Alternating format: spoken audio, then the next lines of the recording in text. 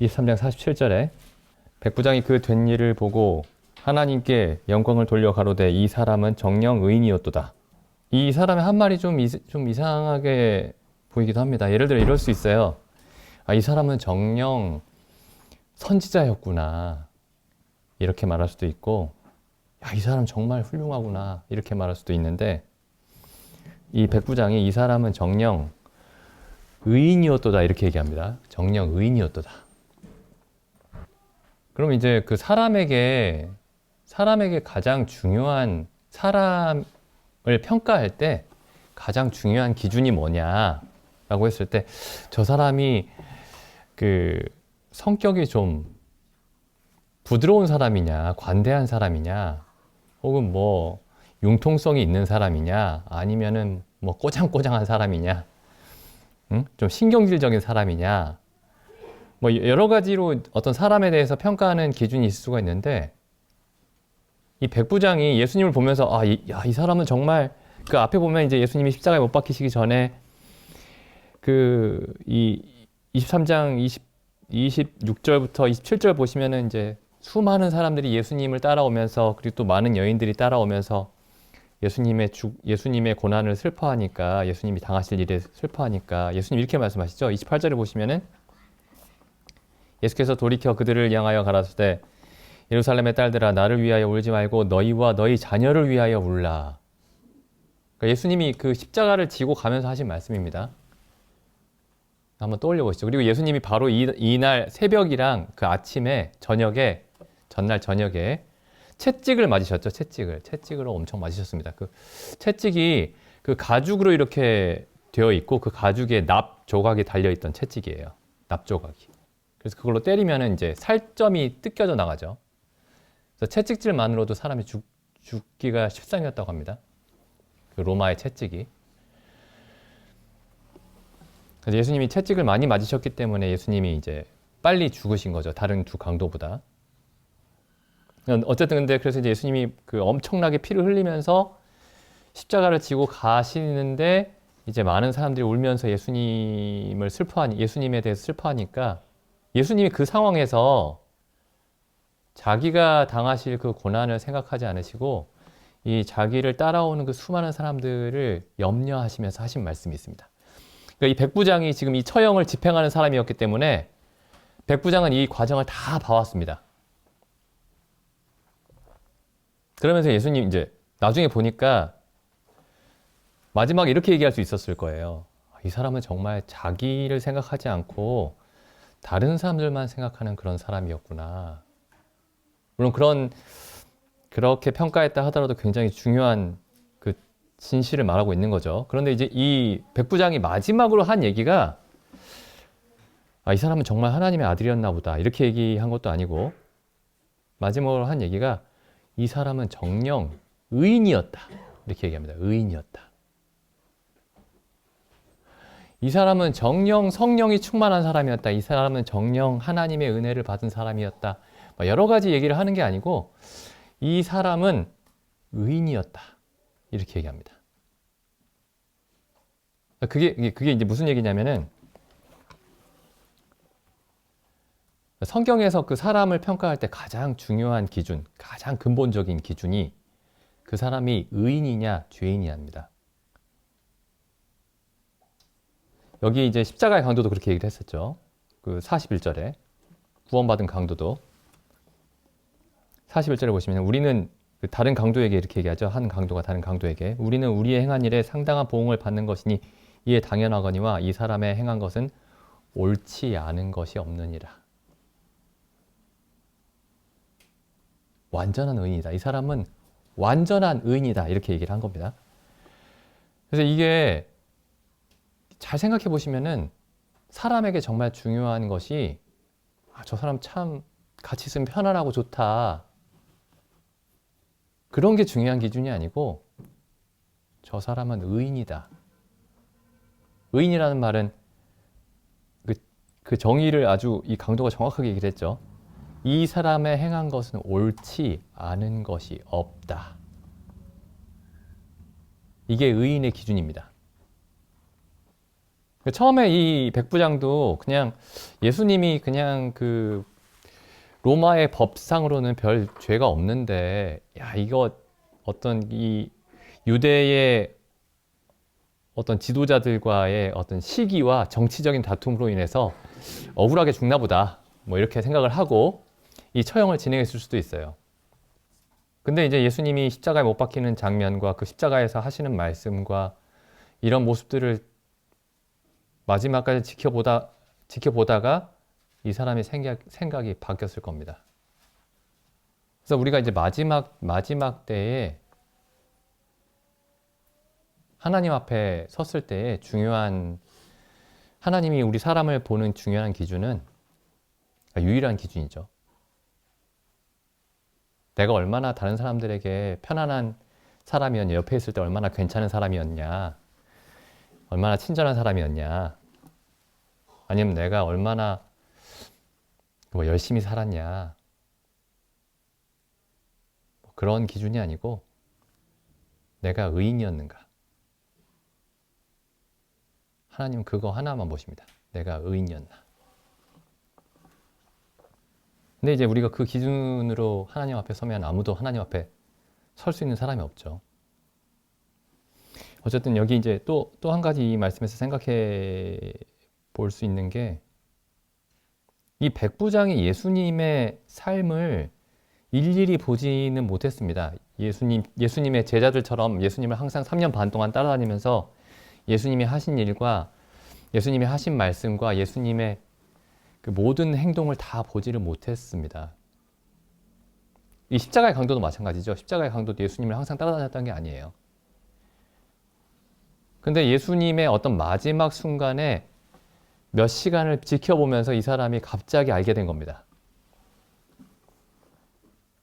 예수님이 그 마지막 십자가 달리셨을 때의 그 십자가를 지고 가면서부터, 자기들과 같이 십자가를 지고 가면서부터 십자가에 달려서 하시는 말씀들과 그 모습을 보면서 그 마지막 몇 시간 동안 예수님을 보면서, 아, 이 사람이 행한 것은 옳지 않은 것이 없겠구나 라고 확신하게 된 겁니다.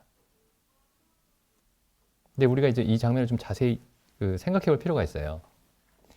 만약에 이 십자가 강도의 예수님에 대한 평가가 정확한 것이라면,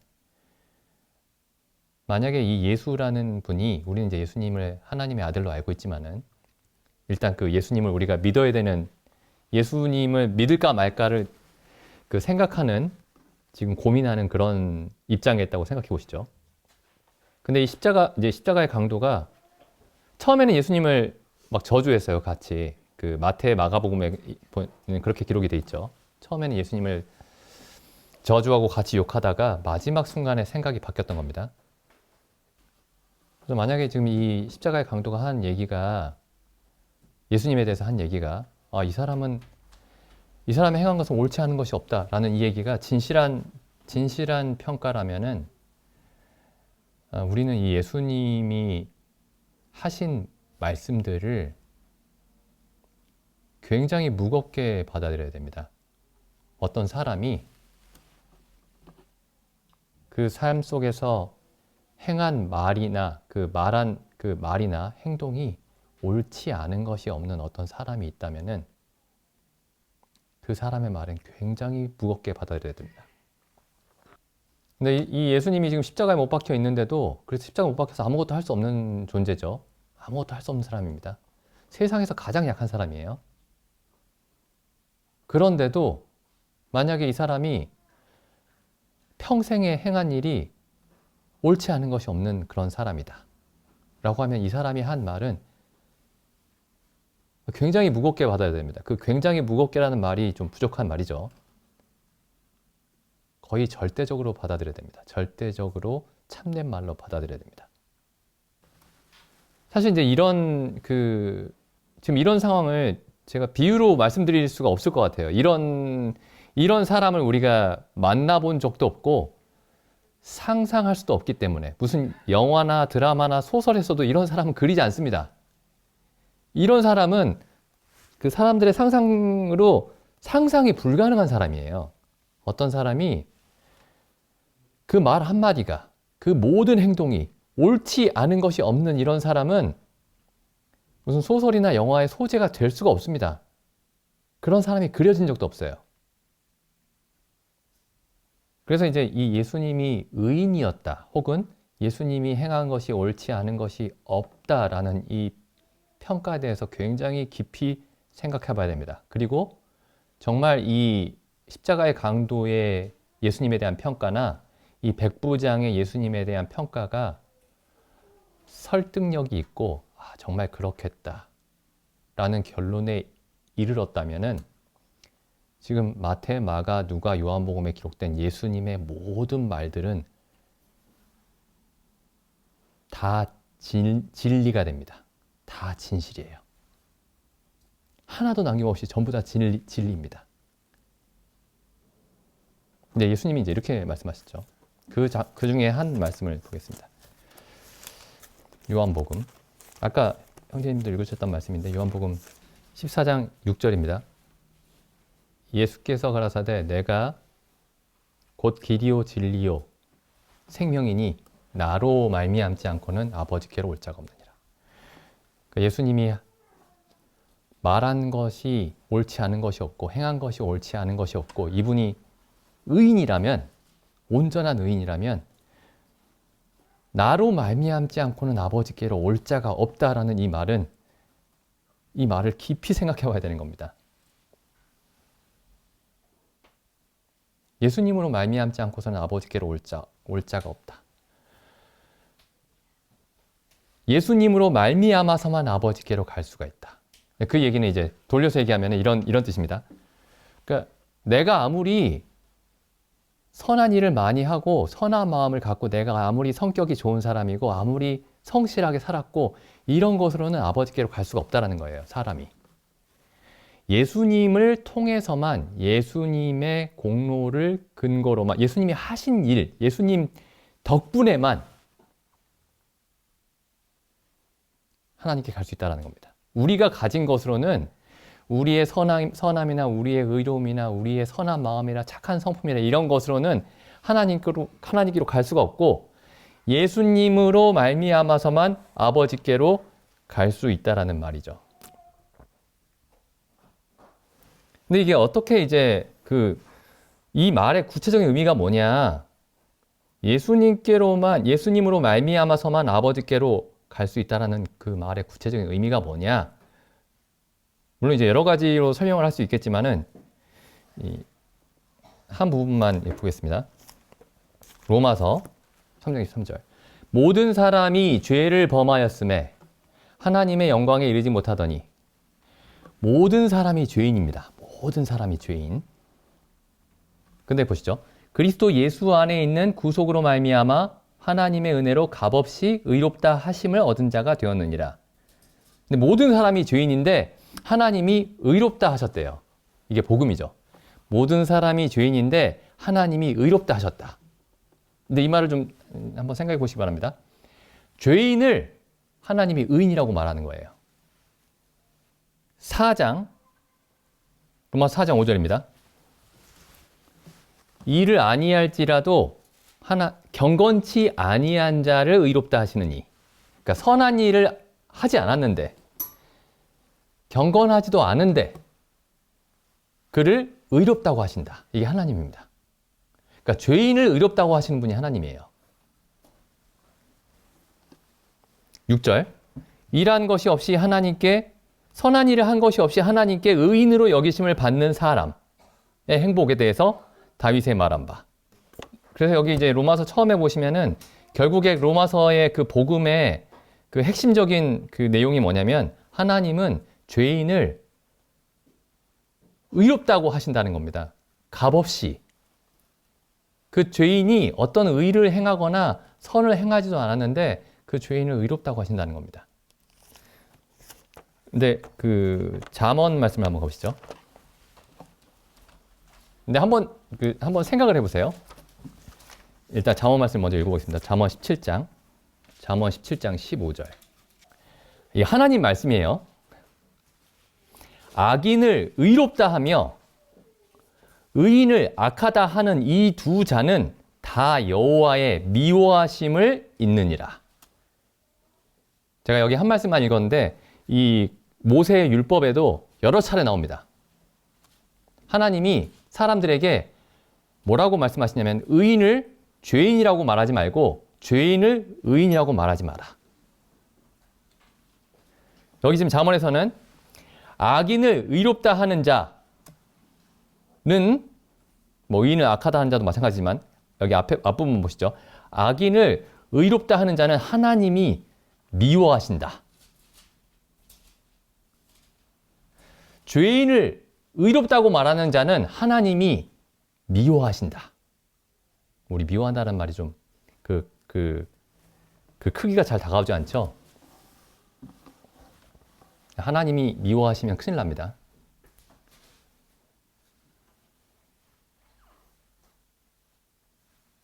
하나님이 미워하시면 지옥에 가는 거예요.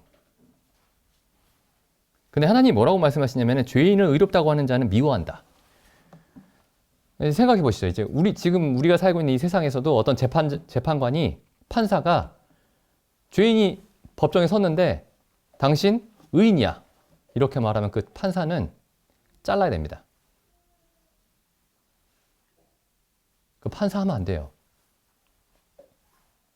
의인을 죄인으로 심판해도 유죄라고 해도 문제가 되지만은 죄인을 그냥 아무런 근거 없이 당신 무죄 이렇게 얘기하면 그 판사는 판사 자격이 없습니다. 근데 하나님이 우리가 모든 사람이 죄인인데 그 죄인에게 당신 의인 이렇게 판결을 내린다는 거예요. 그것도 무슨 죄를 뭐 한두 가지 짓고 뭐 수백 가지 지은 사람이 아닙니다. 이 성경을 보면은 모든 사람이 선함이 아예 없는, 의로움과 선함이 전혀 없는 죄인입니다. 모든 사람이. 그런데 그 사람들에게 하나님이 값없이 의롭다라고 판결을 내리신다는 거예요.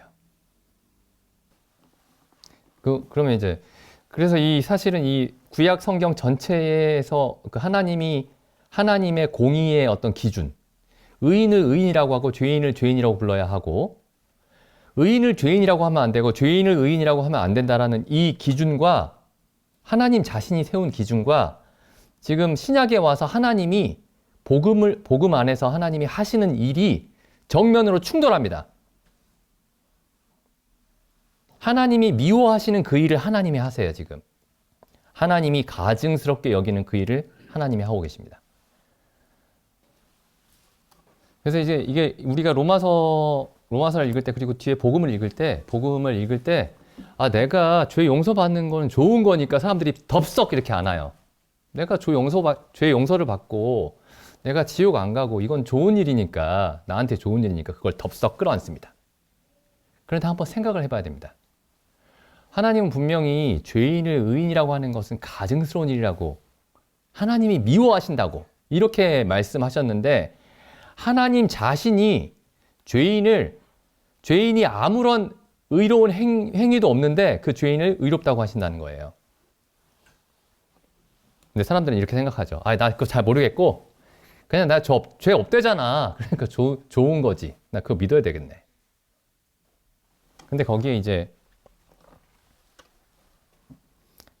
하나님이 미워하시는 일을 하나님이 금지하신 일을 구약 성경에서 계속해서 금지하신 일, 하나님이 미워한다고 하신 일, 하나님이 저주하고 벌하시겠다고 하신 그 일을 하나님 자신이 하실 리가 없습니다. 하실 수가 없습니다.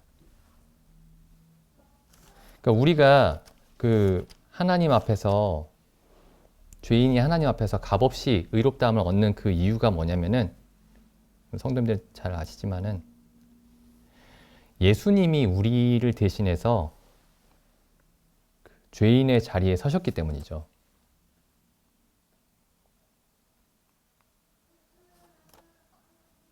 그래서 하나님이 우리를 값없이 의롭다고 하시는 겁니다. 우리 편에서는 값이 없는 거죠. 우리 편에서는 값을 지불하지 않은 겁니다.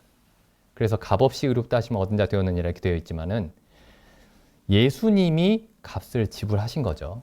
예수님이 값을 지불하신 겁니다. 죄에 대한 값을. 근데 죄의 값이 뭐냐면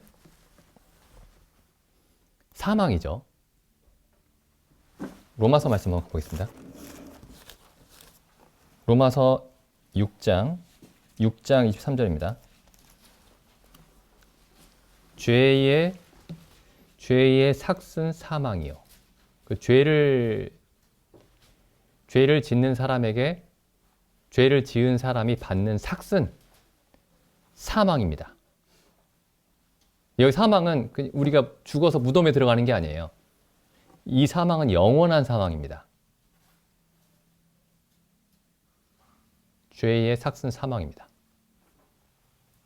그래서 우리가 구원을 받았다라고 말하는 게 이제 어디에서 구원을 받게 되는 거냐면은 죄에서 구원을 받는 거죠. 그리고 사망에서 구원을 받는 겁니다. 똑같은 말이죠. 죄의 용서를 받고 그다음에 죄의 삭을 받지 않는 것이 되기 때문에 사망에서 구원을 받는 겁니다. 죄의 용서를 받고 그래서 그런 의미에서 죄에서 구원을 받는 것이고 사망에 이르지 않기 때문에 사망에서 구원을 받는 것이죠. 근데 로마서에 보면 이제 좀 특이한 표현이 나옵니다. 그 로마서 5장에 보시면 5장 8절입니다. 우리가 아직 죄인 되었을 때 그리스도께서 우리를 위하여 죽으심으로 하나님께서 우리에게 대한 자기의 사랑을 확증하셨느니라. 그리스도께서 우리를 위하여 죽으심으로 하나님께서 우리에게 대한 자기의 사랑을 확증하셨느니라. 그 다음 9절 보시죠. 그러면 이제 우리가 그 피를 인하여 의롭다 하심을 얻었은즉 그리스도께서 우리를 위해서 대신 죽으심으로 인하여 의롭다 하심을 얻었은즉 그 다음 보시죠. 더욱 그로 말미암아 진노하심에서 구원을 얻을 것이니. 그러니까 성경에서 이제 우리가 죄에서 구원을 받고 사망에서 구원을 받는다고 말할 수도 있고 그렇게 얘기할 수도 있는데 지금 로마서에서는 이런 표현을 씁니다. 진노하심에서 구원을 얻는다. 진노하심에서. 근데 이 표현을 좀 생각해 보시면 굉장히 좀 특이한 표현이에요. 이 진노, 누가 진노하시는 거죠? 하나님이 진노하시는 겁니다.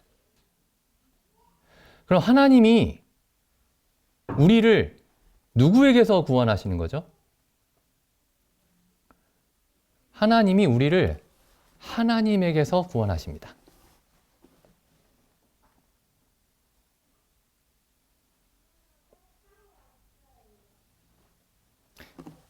지금 제가 드리는 말씀을 좀 깊이 생각해 보실 필요가 있습니다.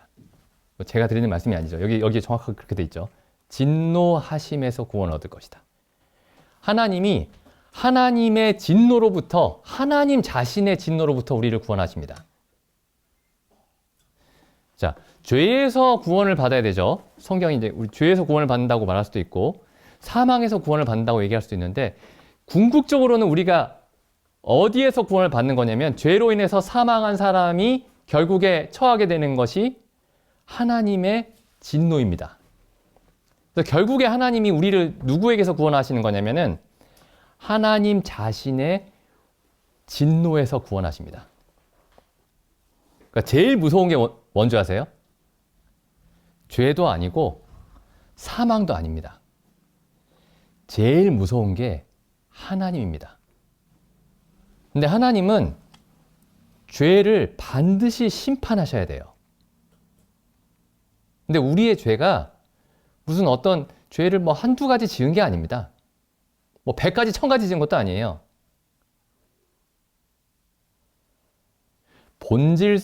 에베소서 이렇게 돼 있죠. 본질상 진노의 자녀였더니. 그 에베소서 말씀 가보시죠. 에베소서 1장 3절입니다.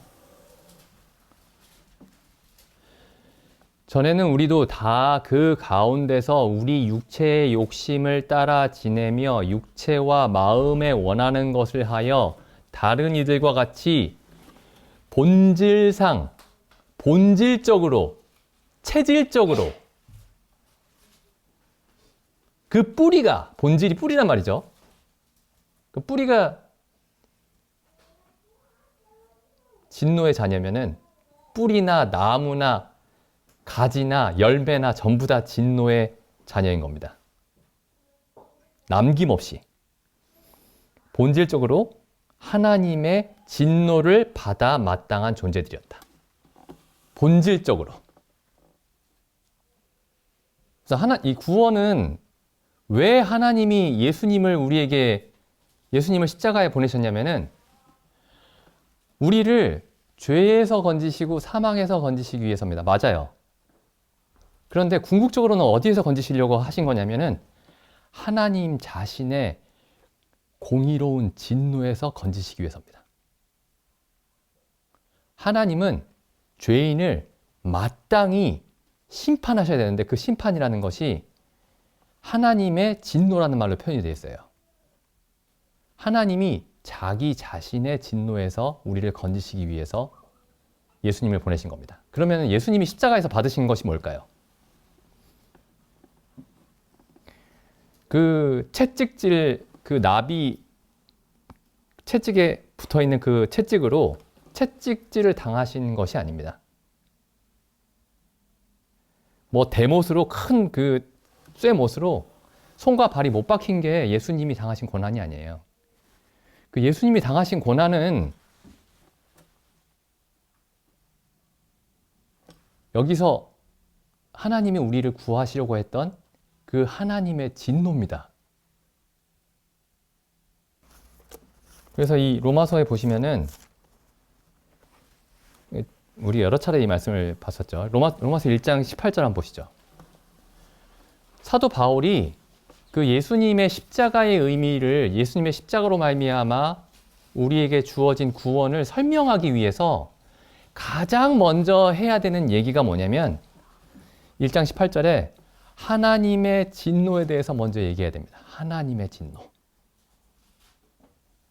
아니 어떤 막 뭐 성질이 더럽고 어떤 막 폭력적인 어떤 사람의 진노도 아니고 무슨 네로 황제의 진노도 아니고 무슨 히틀러의 진노도 아니고 하나님의 진노입니다.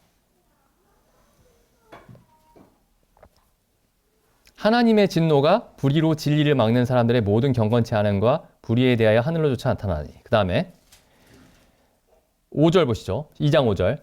다만 내 고집과 회개치 아니한 마음을 따라 진노의 날 하나님의 의로우신 판단이 나타나는 그 날에 이 말 하나님의 진노를 내게 쌓는도다. 지금 사람들이 지금 하고 있는 일이 뭐냐면은 하나님의 진노를 자기 위에 차곡차곡 쌓아가고 있는 겁니다.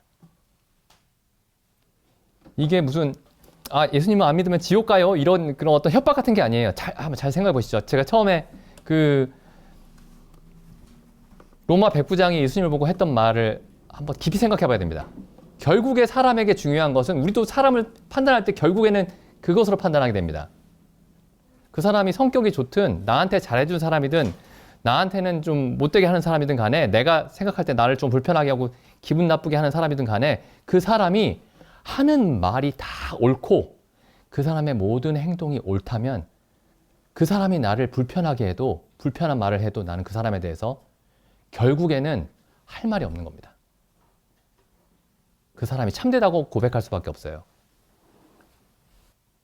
근데 하나님의 진노라는 것은 그냥 어떤 무한한 힘을 가진 어떤 신이라는 존재가 막 화를 내는 게 아닙니다.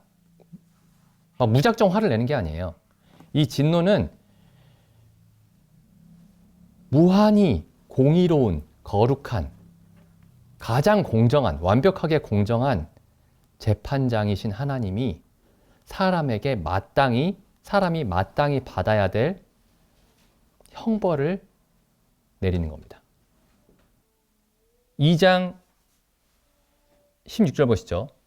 곧 내 복음에 이른 바와 같이 하나님이 예수 그리스도로 말미암아 사람들의 은밀한 것을 심판하시는 그날이라. 이 성경을 잘 보시면은 사도 바울이 복음을 얘기할 때 항상 이 얘기를 빼놓지 않습니다. 심판하실 것이다. 마지막 때에 예수 그리스도로 말미암아 사람들의 은밀한 것을 심판하실 것이다. 왜 은밀한 것을 심판하실까요? 겉으로 드러나는 것은 세상의 법이 다 이미 심판을 합니다. 세상에서 어떤 사람들 살인하고 간음하고 도둑질하고 이런 것들은 다 경찰이 다 잡아가요. 감옥에 다 집어넣습니다. 근데 사람이 도저히 볼 수 없는 그런 것들을 하나님이 심판하십니다. 히브리서 말씀 보겠습니다. 10장 29절. 사도 바울이 이제 복음을 히브리서에서 이제 그 십자가의 의미를 설명을 하죠. 십자가에서 예수님께서 우리의 모든 죄를 지고 가셨다. 우리를 거룩하게 하셨다. 이 말씀을 이제 설명을 하고 나서 결국에 이렇게 얘기를 합니다. 28절. 모세의 법을 폐한 자도 두세 증인을 인하여 불쌍히 여김을 받지 못하고 죽었거든. 하물며 하나님의 아들을 밟고 자기를 거룩하게 한 언약의 피를 부정한 것으로 여기고 은혜의 성령을 욕되게 하는 자의 당연히 받을 형벌이 얼마나 더 중하겠느냐. 이거 협박이 아니에요. 법을 얘기하는 겁니다. 법. 하나님의 공정한 법을 얘기하는 겁니다. 그 다음 보시죠. 30절. 원수 갚는 것이 내게 있으니 내가 갚으리라 하시고 또 다시 주께서 그의 백성을 심판하리라 말씀하신 것을 우리가 아노니 31절을 보시죠. 살아계신 하나님의 손에 빠져 들어가는 것이 무서울진저. 하나님은 사랑의 하나님 아니에요? 은혜로운 하나님 아닌가요? 자비로우신 하나님 아닌가요? 맞습니다. 사도 바울이 그 얘기를 하나님의 그런 면을 계속해서 얘기를 하고 있죠. 근데 그게 하나님에 대한 하나님이 공의로우신 거룩하신 하나님이라는 사실을 지워버리지 않습니다. 약화시키지도 않아요.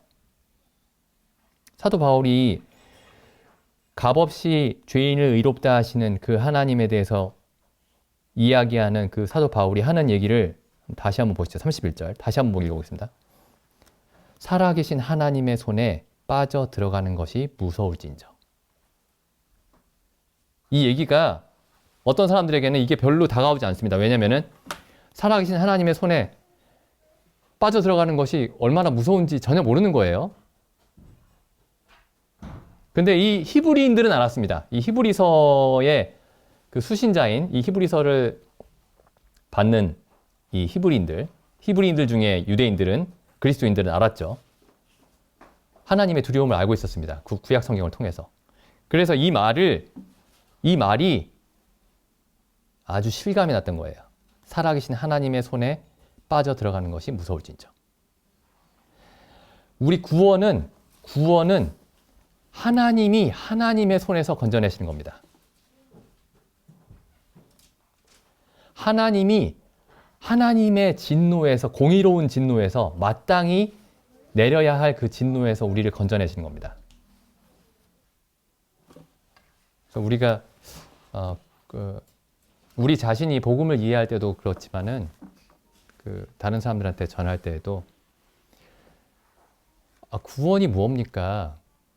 죄에서 건지심을 받고, 죄의 용서를 받고, 사망에서 건지심을 받고, 지옥에서 건지심을 받고, 뭐 이렇게 여러 가지로 얘기를 할 수 있고 또 그렇게 해야 되겠지만은 결국에 구원은 하나님 자신의 진노에서, 하나님의 손에서 하나님이 우리를 건지시는 것이고, 그 하나님의 그 진노가, 이 하나님의 두려운 손이 십자가에 달린